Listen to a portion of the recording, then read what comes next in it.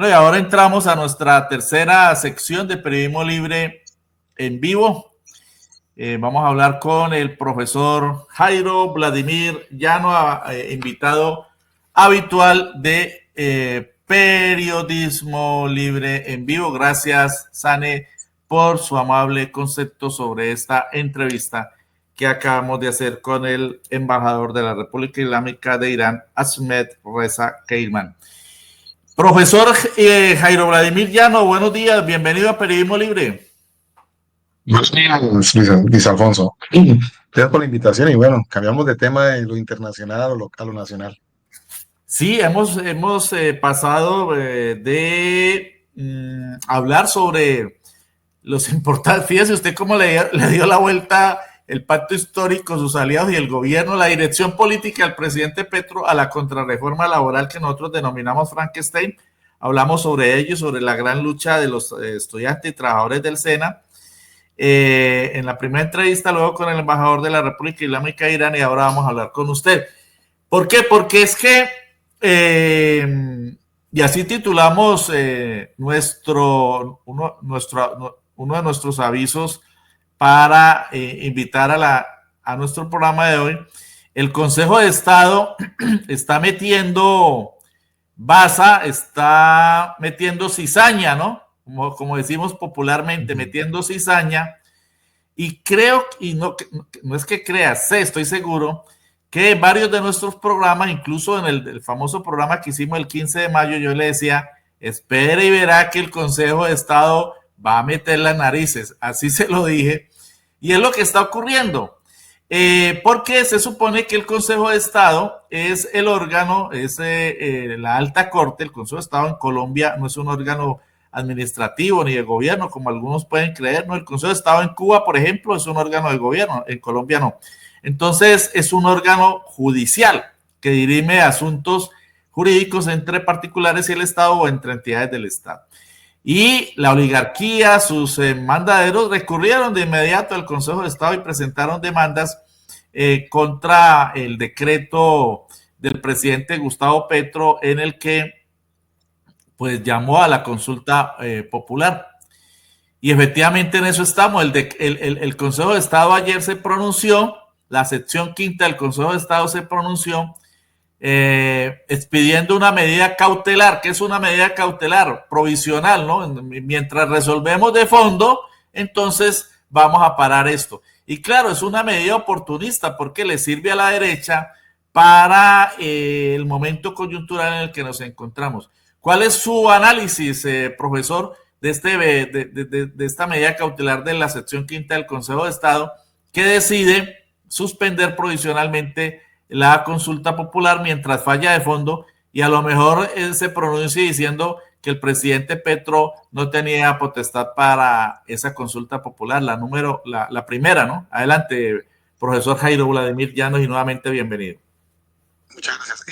Pues allí hay digamos, una figura que no comparto. Yo siempre he sostenido que tiene que ir a la Corte Constitucional y lo que dijo el presidente y lo que dice el ministro del Interior, que el Consejo de Estado nada tiene que ver en torno a la consulta popular. Quien realiza precisamente la respuesta de ese auto del Consejo de Estado es a una solicitud, a una demanda del presidente del Senado, Efraín Cepeda. Entonces, digamos que la propuesta jurídica del Consejo de Estado es que suspende provisionalmente, digamos, la consulta popular, porque la consulta estaba, digamos, en lo que habíamos interpretado, estaba en función, estaba desarrollándose. Entonces, digamos que hay una suspensión mientras ellos dirimen todas las demandas que tiene esta consulta popular. Pero tiene razón el presidente y el ministro del Interior, es una consulta popular que va en contra de lo que el procedimiento dice. Mira, yo te voy a leer el párrafo para que lo tengamos claro, el párrafo de la sentencia C-180 de 1994. Es importante aclarar, como tú lo hiciste en un programa, es decir, y aclaremos, hay instancias, la Constitución tiene un intérprete que es, digamos, la Corte Constitucional, el intérprete directo, la Constitución. La Constitución es el documento jurídico más importante de los estados.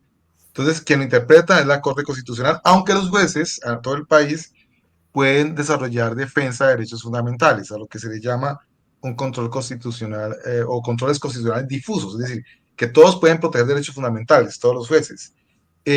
Aquí no es una tutela, aquí no, sino lo que está haciendo el Consejo de Estado, sino responder una demanda con medidas cautelares. Eh, Ese procedimiento, digamos, que va en contra de la Constitución, y lo voy a explicar, porque quien interpreta la Constitución es el juez, digamos, todos los jueces pueden hacerlo, pero quien tiene la legitimidad para interpretar la Constitución y órgano de cierre para interpretación constitucional es la Corte Constitucional. Entonces, aquí lo que se hizo fue, digamos, una vulneración de la institución correspondiente para determinar qué es lo que pasa con la consulta, digamos, popular.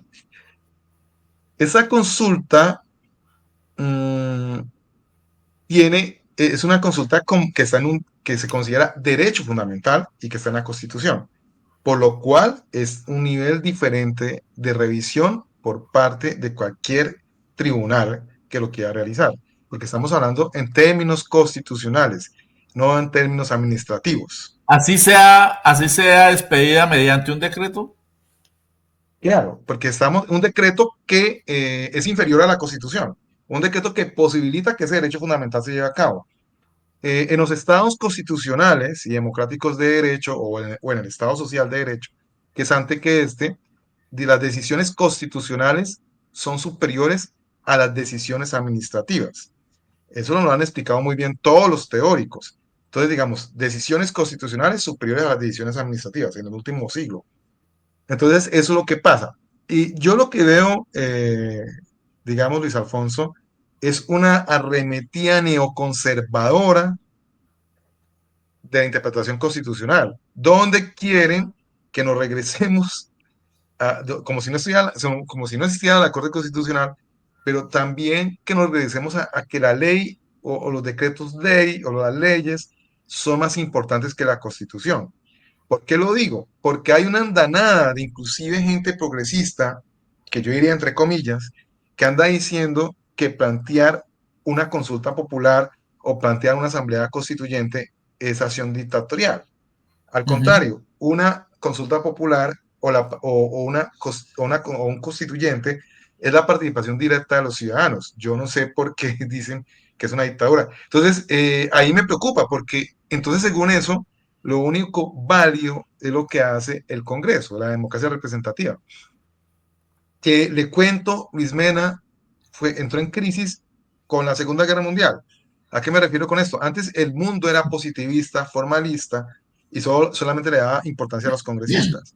A partir que el Congreso, que es un sistema parlamentario, en el caso de Alemania, el Congreso colocó a Hitler como el rey, como la máxima autoridad, y originó la persecución primero a la izquierda, después a los judíos, y la Segunda Guerra Mundial, y la invasión a varios países que terminó la Segunda Guerra Mundial, y un desastre humano, fue elegido por un parlamento. Desde esa época los parlamentos fueron cuestionados y entonces se le dio una gran importancia al juez constitucional. Y eso se les olvida, es decir, aquí están volviendo a revivir y es sorprendente.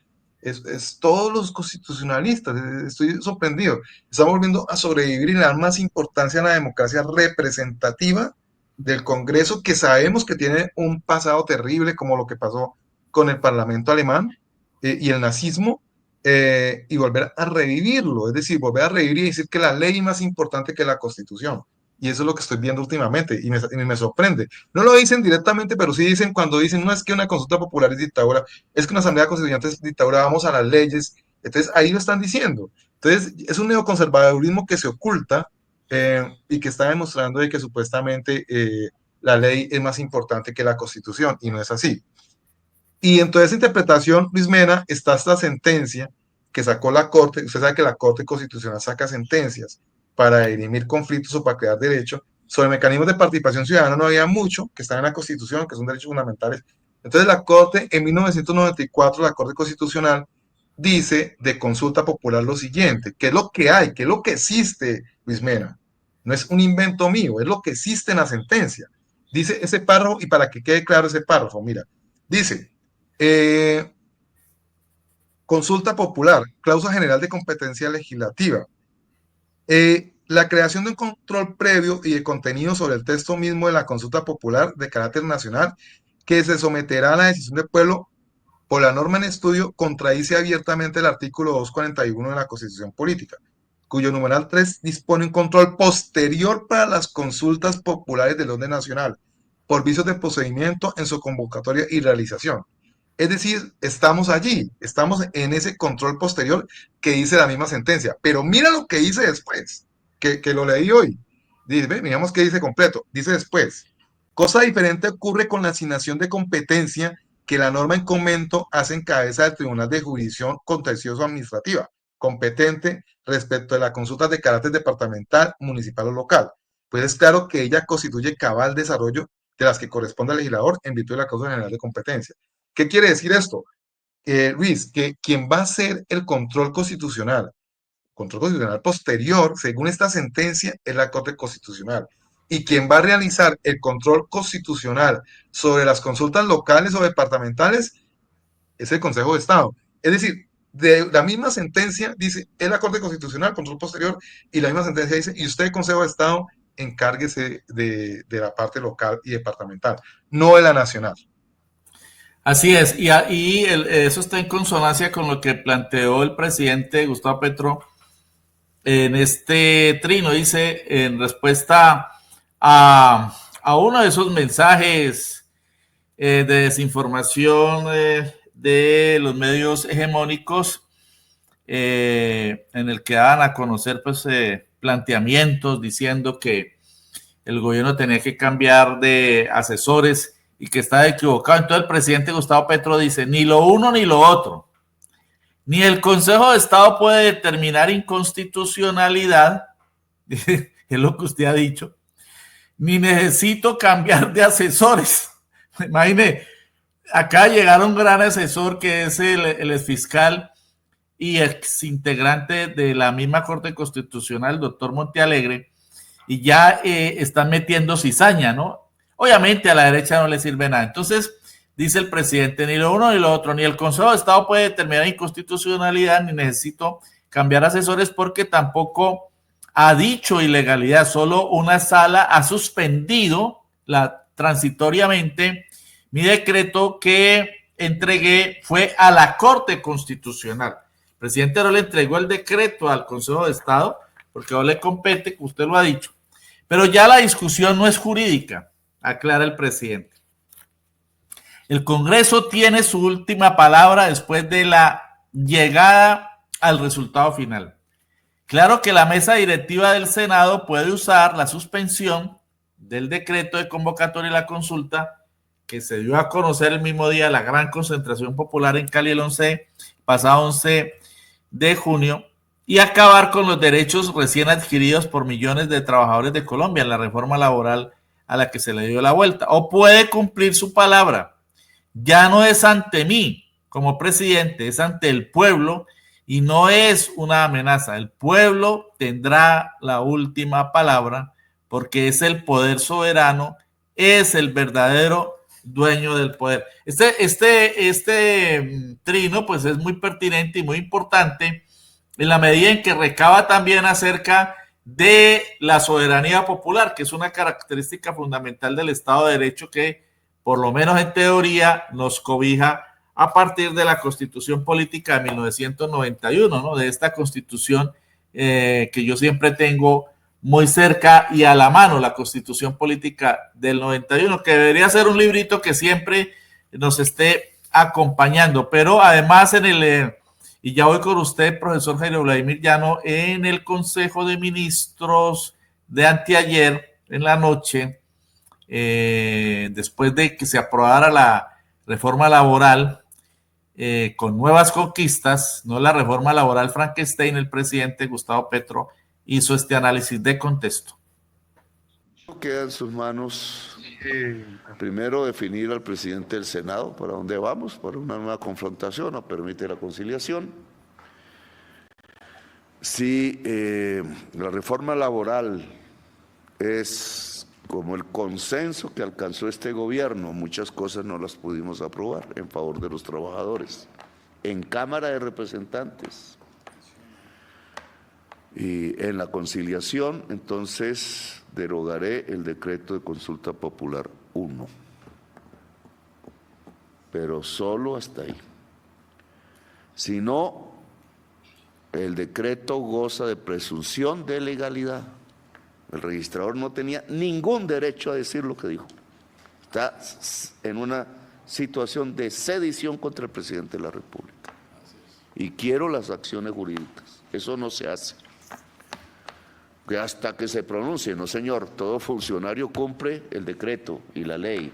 Ah, que se pronunciaron, pues sí, de pronto me pronuncio yo primero. Todo depende del debate en el Senado y del Congreso de la República.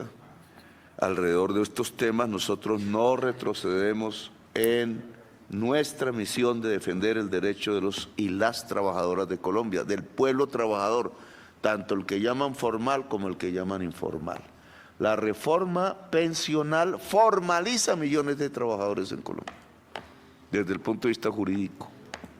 Bueno, cerremos. Bien, entonces de aquí surgen varias preguntas, ¿no? Y varias consideraciones.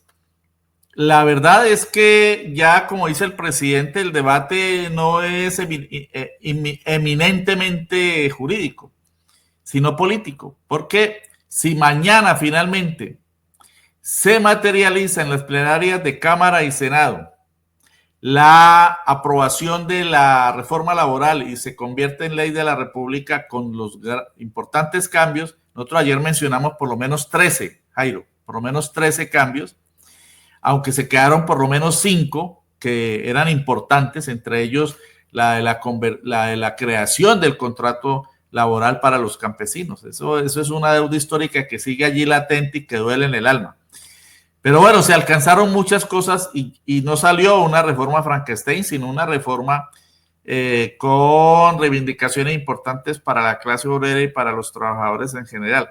Entonces ya la decisión es eminentemente política, porque si sale avante la conciliación, como se espera, y se aprueba en Cámara y Senado, pues entonces seguramente el presidente derogará o hará caso omiso ya del decreto de consulta popular. Eso es lo primero. Y lo segundo, a pesar de que se caiga la consulta popular y el registrador haya dicho que no la aplica esperando una decisión judicial, cabe, a pesar de ello, la acción penal por prevaricato, como lo hemos dicho, por prevaricato, o sea, incumplimiento doloso o por omisión de la ley contra el registrador actual. ¿Usted qué opina? El micrófono. Sobre tu primera pregunta, Luis, prácticamente ya se logró la conciliación entre Cámara y Senado. Ahora es simplemente la votación de las plenarias, que ya mañana creo que se aprueba. Eso nunca, pues digamos en la tradición hasta ahora, siempre que se logra la conciliación, el Senado le ha visto bueno y listo, chao, se fue para firma presidencial. Es lo más probable que pase mañana.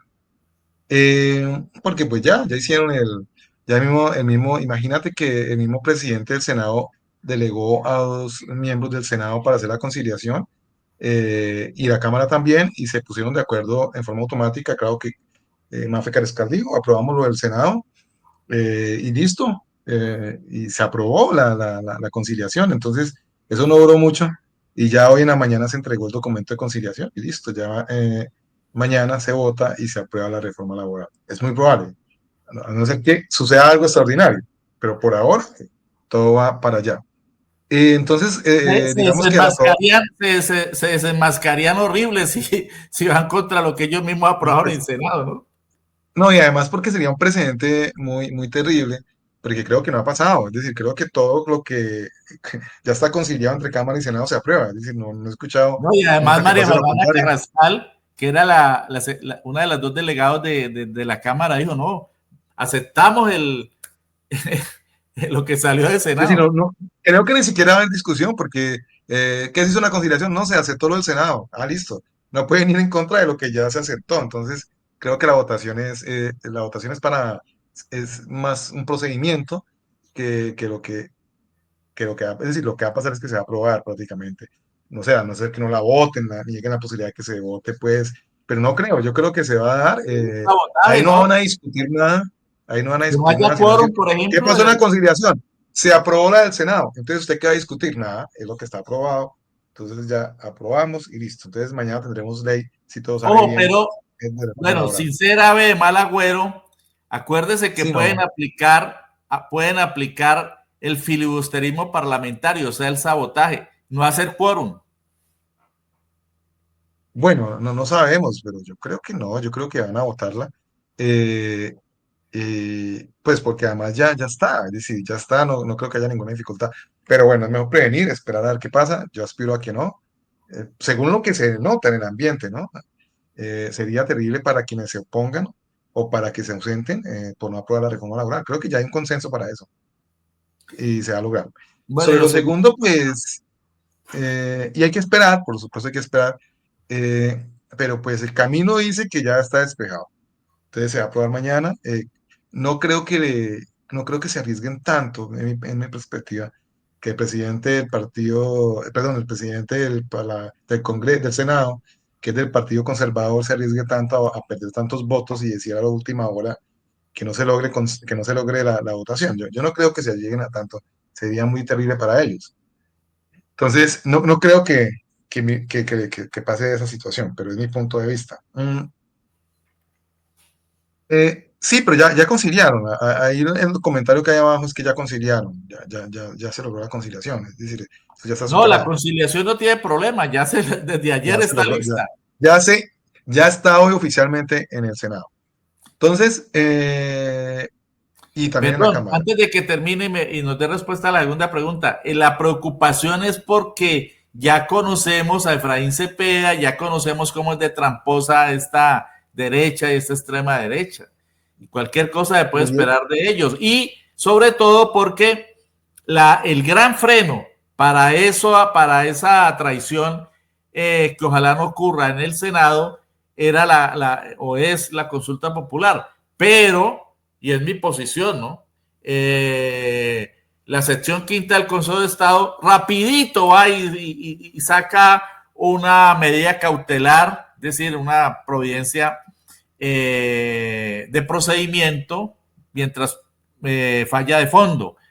Uno, yo por lo menos creo que es para ambientar ese sabotaje. Podría utilizarse, como lo dice el presidente. Podrían utilizarlo. Ojalá no ocurra. sí, yo pensé lo mismo, yo pensé lo mismo, pero cuando veo la conciliación que se arregla en menos de nada, pues no pasó nada. Es decir, ya está aprobada, ya pasó conciliación, entonces creo que mañana se aprueba. Creo que ya no tiene discusión, pero bueno, dejemos la duda a lo que dice Luis Mena, porque pues 100% no podemos estar seguros, entonces esperemos mañana, pero creo que sí, sí, ya está. No, es que están, a ver, ya se votó la conciliación, ya fue votada y se aprobó para el público porque está diciendo no, la conciliación ya fue votada por Cámara y Senado, ahorita lo van a ratificar las plenarias. Es decir, no hay necesidad de decir que tengamos en cuenta, no. Antes los delegados del Senado pues aprobaron lo que dijo Mafe Carrascal, que ya estaba aprobada y listo. Entonces, los conciliadores nada, ya soltaron su responsabilidad. Sí, el peligro no está allí, sino en que mañana no No, hagan quórum. para el público tuyo que está diciendo ya que hay que tener en cuenta los conciliadores, que no, es para aclararle a ellos, porque en los comentarios están diciendo hay que tener en cuenta los conciliadores, no, los conciliadores ya lograron el acuerdo, ya dijeron que sí, Sí, no, y eso que está se va, clarísimo. Es más, Mafe Carrascal, que ha sido excelente, ha liderado al pacto histórico en la Cámara y ha apoyado mucho en el Senado, pues dijo ayer mismo, ¿no? Es que estamos de acuerdo, incluso es más avanzada la del Senado que la de la Cámara, dijo, con todas las muy bien, fallas que reconocemos también, ¿no? Ayer las expresábamos. Pero bueno, entonces, ¿qué tenemos? no se pudo Eh, avanzar más. La Entonces, única preocupación es que mañana no hagan quórum en el Senado y entonces no se pueda votar la conciliación. Esa es la sí, preocupación. sí. No, esperemos a ver, yo ya aspiro a que sea el primer orden del día, que se vote lo de reforma laboral, porque todo el país está pendiente y se vote. Es decir, es lo que se pretende, donde no, ahí estaríamos en una crisis institucional tremenda. Ahí estaríamos en crisis institucional. Esperemos que ¿no? sí. Si se logra eso, pues Luis Mena, todas las discusiones anteriores de investigaciones se caen, porque el presidente retiraría la consulta popular. Y Y no habría soporte entonces para la acción penal contra el registrador. exacto, y Aparentemente. también contra la investigación de los ministros, todo se cae porque se retira la consulta, entonces digamos que ya no hay situación crítica. Muy bien, Sí, finalmente, sí. bueno, Finalmente, entonces el registrador, digamos que no entraría a ser investigado, pero todo depende de lo de mañana. Es decir, mañana es un día definitivo porque las tensiones bajarían a su máxima expresión si a se su aprueba. mínima.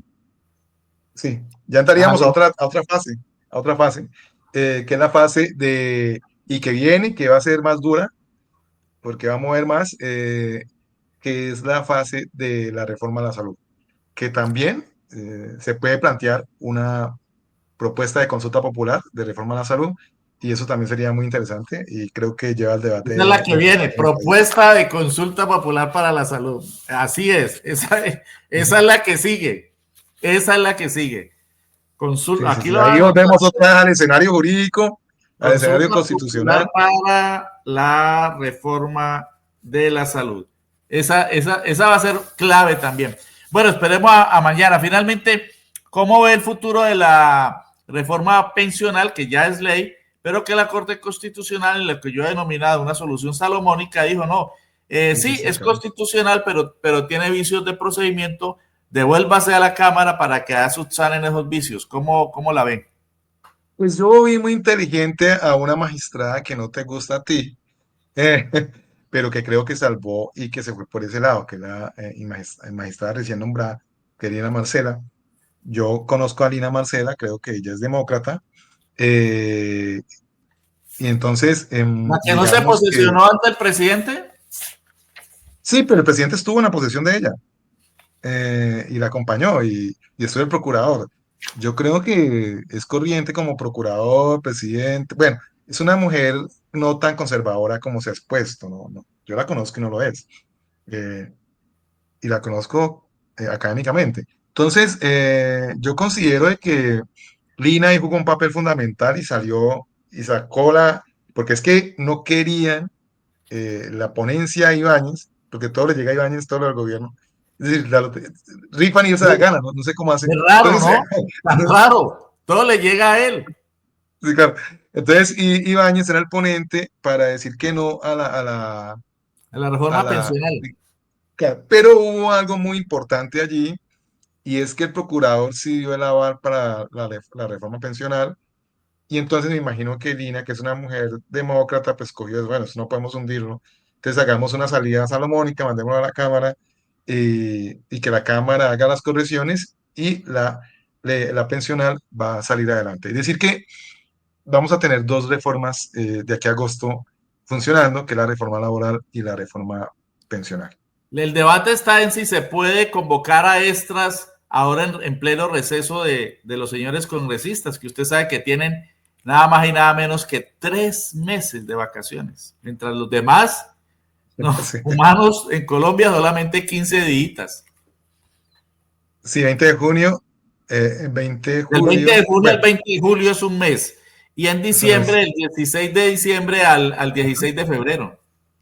Sí, es muy probable que llamen a estas a la Cámara, que el presidente de Cámara diga que listo, porque es cercano al gobierno, y se debata y se devuelva rápidamente. El presidente de Colpensiones dijo que se estaría aplicando toda la reforma pensional en 60 días, entre 60 y 70 días. Entonces ya tendríamos aplicación de la reforma. Se aplaza solamente unos días, pero muy hábil los magistrados, digamos, cercanos, demócratas, y que lograron, digamos, evitar que se fuera a hundir la reforma pensional, y que la derecha les dijo que eran cómplices del gobierno. Entonces, es decir, una salida intermedia, y la derecha se fue contra la corte. Entonces, uno no ¿Eso entiende. cómo quedó? Entonces, 5-4. no sé cómo quedó la votación exactamente, me imagino que tuvo que haber sido muy reñida. Creo que la que se leyó todo rápidamente fue Lina y votó. No entró el nuevo magistrado, entró Lina, que era nueva. Pero Y Lina bueno, era me más imagino nueva, que, ¿no? Lina era más nueva que el otro. claro, Lina, por eso digo, Lina es la más nueva. Entró Lina, que es la más nueva, porque no sé, no, digamos que no se preveía eso, que era el anterior, pero el otro no ha resuelto unas cosas. Lina llegó, se leyó eso en una noche y dijo, bueno, esto hay que hacer la intermedia, no podemos irnos en contra, no podemos hundirla. Y bueno, y Lina es una mujer muy académica y logró salvar ahí la reforma con esa jugada interesante. Bueno, muy bien. No es una jugada, es una decisión constitucional. Ya se nos empezó también a congelar la imagen. Al final de las entrevistas se nos congelan la imagen como que si Google o YouTube nos estuviera diciendo, bueno, ya, terminen. Bueno, profesor, ¿se nos queda algo en el tintero para nuestro próximo programa? Se nos quedan dos cosas en el tintero. Bueno, una que tiene dos apreciaciones. Primero, el debate, digamos, que se ha dado, que invitaron a Montealegre con el señor Gaona, creo que es claro que Montealegre no tuvo ninguna dificultad en plantear tanto el derecho a la consulta popular como el derecho a la asamblea constituyente. Creo que es importante impulsar esos debates. El señor Gaona se equivoca al decir que la Constitución colombiana es una de las mejores en derechos, es la mejor en derechos humanos del mundo. Es falso. Primero, los derechos humanos no están en la Constitución, son derechos fundamentales, eso lo dice Robert Alexi. Y segundo, hay constituciones de mucha avanzada en América Latina que pueden superar la Constitución colombiana. Si tú ves, y es mi tema, ¿no? El tema de los pueblos indígenas. El reconocimiento indígena en la Constitución de Venezuela, por ejemplo, es muy bueno, es un capítulo completo. En Colombia solamente existen unos artículos, en Venezuela es un capítulo. La Tiene estudié, elección la aparte. Constitución. La elección de La, los diputados a la Asamblea Nacional del Poder Popular en Venezuela es aparte del resto de los 253 diputados. de acuerdo. Y la Constitución venezolana, sacando todo de disputa política, la Constitución de 1999 es muy social y supera a la colombiana. La Constitución brasilera, en términos de capítulo indígenas, es parecida, pero inclusive un poco superior a la colombiana. Y la Constitución ecuatoriana y boliviana es superior en términos de derechos, porque la Constitución ecuatoriana habla del buen vivir y de la Pachamama, y la Constitución boliviana habla de un Estado plurinacional. Es decir, que los pueblos indígenas son igual de importantes que el resto de la ciudadanía. Eso en Colombia no está en pañales. Entonces, imagínense, a los indígenas los estigmatizan todo el tiempo. Cuando la marcha se llena es porque trajeron los indígenas. ¿Usted ha escuchado todo eso todo el tiempo, Luis? No, es que les pagan a los indígenas que llegan las chivas. Y entonces son las chivas las que mueven a los que simpatizan por Petro, nada más. Hemos visto que no, hemos demostrado en este programa que no. Y si no van, y si es poca la asistencia, fue que no les pagaron a los indígenas. Entonces, en Bolivia los indígenas son igual de importantes que la resto de la ciudadanía. Entonces, digamos que nuestra constitución tiene que hacer cambios. La población negra está muy marginada, los derechos ambientales no están claros, derecho a la alimentación no existe, sino que es por bloque de constitucionalidad. Entonces, digamos que es falso cuando se dice que la Constitución colombiana está repleta de derechos humanos. Claro, algunos derechos, pero no todos. Por ejemplo, el derecho a Internet, ¿dónde está? No está. Entonces, todas esas cosas que le ha tocado a la jurisprudencia de la Corte desarrollarla, todos esos temas pueden ir en una nueva Constitución. Y creo que ya lo habíamos hecho cuando estaba candente el tema, Luis, cuando invitamos al profesor Rosenberg Ariza, tuvimos un programa muy interesante sobre Asamblea Constituyente.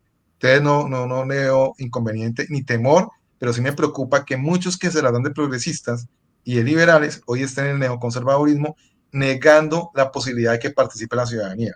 Mira, ese es el último libro que compré de Dominique Rousseau, y en la parte de atrás te digo, él dice, la democracia representativa está en crisis, hay que buscar otras formas de democracia. Te leo una parte rápidamente. La idea democrática vive en los barrios, en las ciudades, en las escuelas y en las empresas, en forma de colectivos informales de ciudadanos que asumen directamente las cuestiones que les preocupan y participan en grandes debates de sociedad.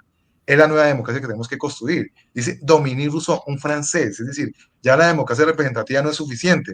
Entonces yo no sé qué están leyendo nuestros amigos y nuestros colegas que están diciendo de que ir en contra o que van en contra de esos derechos fundamentales, que es el derecho a la consulta popular y el derecho a la asamblea constituyente, que están plasmados en la Constitución colombiana. Ponga allí en pantalla el libro para recomendárselo a nuestros seguidores. Radicalizar la democracia, propuestas para una refundación. Y es barato, 30.000 pesos, lo publicó el Externado. Entonces ahí está, radicalizar la democracia, propuestas para una refundación, de Dominique Rousseau. Y está barato, libros de 30.000 pesos y de ese calado, difícil encontrar. Ahora, lo compré ahí en la feria del libro en Bogotá, Luis Mena. qué Yo voy a maravilla. la feria a comprar barato. Sí, sí, sí, sí. ¿sí? Y ¿No? te enseña una autoridad, este señor me enseñó a mí, digamos, una autoridad en derecho administrativo y me enseñó el control constitucional posterior que hacen las cortes, fue mi profesor, y entonces yo dije, bueno, tengo que comprarle algo. Y mira dónde ya no está ni siquiera en el control constitucional, está en la democracia de los barrios, de las ciudades, y que construyen democracia y que son más importantes que la democracia representativa. Pero además es algo en lo que hemos venido insistiendo desde hace rato y el presidente lo ha dicho y mucha gente lo ha dicho. La democracia representativa hace rato es obsoleta y anacrónica. Es más, desde hace rato en Venezuela, por ejemplo, se habla de una democracia y una representación protagónica, ¿no? Una participación del pueblo desde la base, de la calle, y eso es lo que hemos estado tratando de desarrollar en el actual gobierno. ¿Por qué? Porque la democracia está en la calle, y sobre todo si hablamos de Estado Social de Derecho, ese Estado Social de Derecho tiene que ser para la gente de la calle. Bueno, profesor, muchas gracias. Bueno, sí. Sí, adelante. No, te quería decir que el Estado Social de Derecho es sobre todo para las poblaciones en situación de adversidad en el cumplimiento de los derechos sociales, que es la mayoría Así de es. la población colombiana. El 70% de la población colombiana es trabajadora, ganan entre menos del mínimo y máximo dos mínimos al mes. Esa gente está en situación crítica. Entonces yo creo que tenemos que lograr cumplir con ese Estado Social de Derecho, que es que nuestra población empobrecida logre tener por lo menos para sobrevivir o para vivir, que es la mayoría. Y una respuesta para Miriam Fuentes que plantea, me gustaría que el presidente diera los nombres de los torcidos de este gobierno, exponerlos para no votar por ellos. Bueno, a lo largo de los diferentes programas hemos venido dando a conocer muchos de esos nombres, ¿no? Empezando por los ministros nefastos que ha tenido y que lo han traicionado. Pero Miriam, vamos a dedicar un programa específico a esa temática, sin lugar a dudas, y es absolutamente necesario. Muchas gracias, profesor Jairo Vladimir Llanos, por acompañarnos, por acompañarnos de nuevo en este programa. Seguramente lo tendremos en uno próximo. Muchas gracias. Mucho gusto, Luis Meni, va por buen camino todo. Y si se cambia, pues estaremos dispuestos a participar directamente, tanto en la movilización social como en el aspecto jurídico, con tutelas y con ir a la Comisión Interamericana de Derechos Humanos. Creo que nos toca ese papel. Así es, pero esperemos que mañana Que sea haya más... buenas noticias No, no. como las hubo ayer, ¿no? Ayer fue un gran día para el campo alternativo, para el presidente, el martes y ayer. Esperamos La que semana mañana. completa ha sido una buenas noticias para el presidente. Creo que lo del BRICS también es importante. Lo de los Eh, BRICS, vamos a dedicar un programa. Colombia ha sido aceptada en el banco, no en los BRICS, pero sí en el banco de los BRICS que preside Dilma Rousseff, quien fue presidenta de la República Federativa de Brasil. Bueno, muchas gracias, profesor, y nos vemos. Nos vemos, chao. Bien, y con esta entrevista, Jairo Vladimir Llano, invitado permanente de Periodismo